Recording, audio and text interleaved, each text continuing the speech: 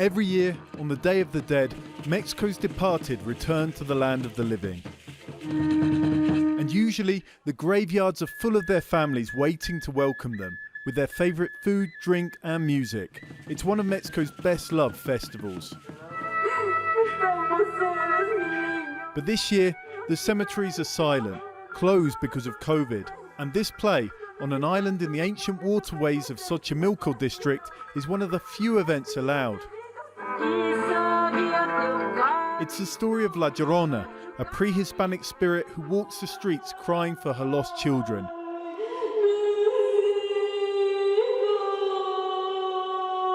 This year, the lead actress is dedicating the show to those lost in the pandemic and the many women murdered in a country struggling with domestic abuse.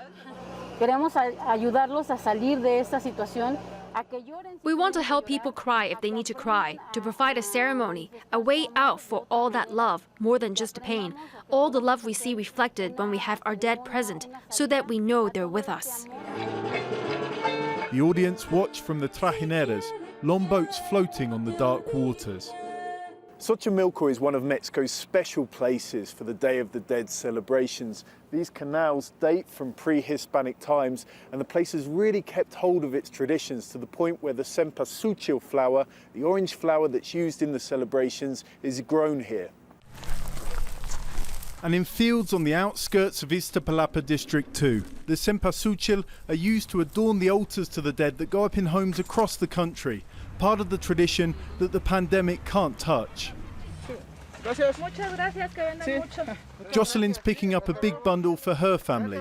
This year, the Day of the Dead will be especially moving.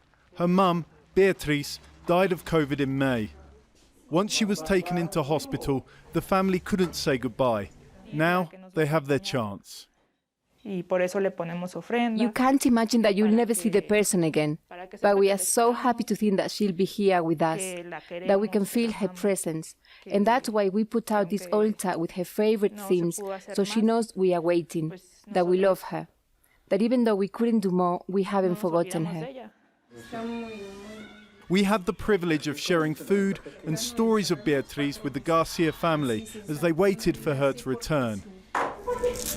Like everywhere in Mexico, it's a moving but joyous occasion, a moment of respite as the pandemic rages on. John Holman, Al Jazeera, Mexico City.